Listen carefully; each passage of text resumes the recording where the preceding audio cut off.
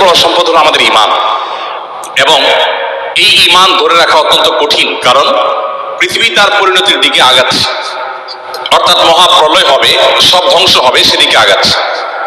নবী সাল্লাল্লাহু আলাইহি সাল্লাম পৃথিবী ধ্বংস হবে বা সৃষ্টি জগৎ ধ্বংস হবে, নট অনলি পৃথিবী, এই নবমণ্ডল ভূমণ্ডল সব ধ্বংস হয়ে সব শেষ হয়ে যাবে, কোনটি আর নিজ অবস্থানে থাকবে না, এ সম্পর্কে গোটা কোরআন জুড়ে আল্লাহ তাআলা আলোকপাত করেছেন। শুরুর দিকে আল্লাহ রাব্বুল আলামিন বিধিবিধান সবকিছু বলার পরও শেষের দিকে এসে কোরআনকে আল্লাহ রাব্বুল আলামিন সমাপ্ত করেছেন বেশিরভাগ সূরাগুলোতে কিয়ামত সম্পর্কিত আলোকপাত দ্বারা, অর্থাৎ পৃথিবী তার পরিণতির দিকে যাবে সেটা দিয়ে আল্লাহ সুবহানাহু ওয়া তাআলা ইতি টেনেছেন। আমরা কদিন আগে বাংলাদেশের নোবেল বিজয়ী ডক্টর ইউনূসের একটা সাক্ষাৎকারের একটা অংশ বিশেষ, বোধহয় ডয়েচে ভেলের একটা সাক্ষাৎকার, এটা আমরা দেখেছি।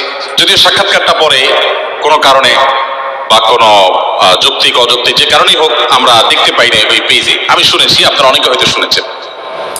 তিনি বলছিলেন যে পৃথিবী তার গন্তব্যের দিকে, ধ্বংসের দিকে এগিয়ে যাচ্ছে, এবং তিনি অন্য পার্সপেক্টিভ থেকে বলেছেন নিশ্চয়ই, কিন্তু আল্লাহ রাব্বুল আলামিন যা বলেছেন সেটি আমাদের সবাইকে উপলব্ধি করতে হবে এবং সেই গন্তব্যে আমাদের যেতে হবে। আমরা যাচ্ছি সেদিকে।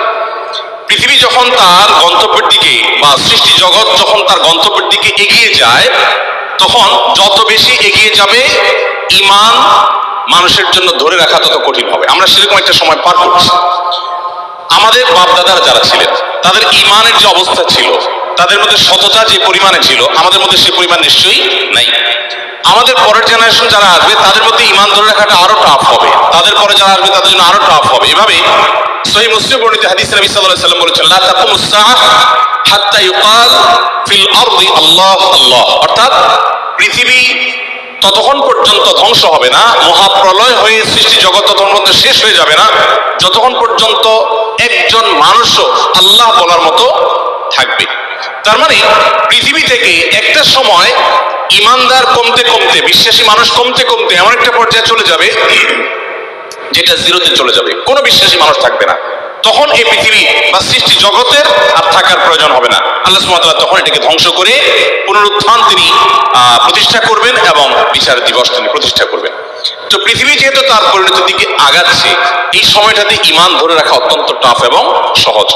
মুসলমানের সন্তান হিসেবে, বাই চান্স মুসলিম হিসেবে, আমরা আমাদের ঈমানের কেয়ার করা, ঈমানের পরিচর্যা করার প্রয়োজনটা আমরা অনুভব করি না। আমি আজকের এই অনুষ্ঠানের মাধ্যমে আপনাদেরকে উদাত্ত আহ্বান রাখতে চাই, আসুন আমাদের ঈমানের যত্ন করি।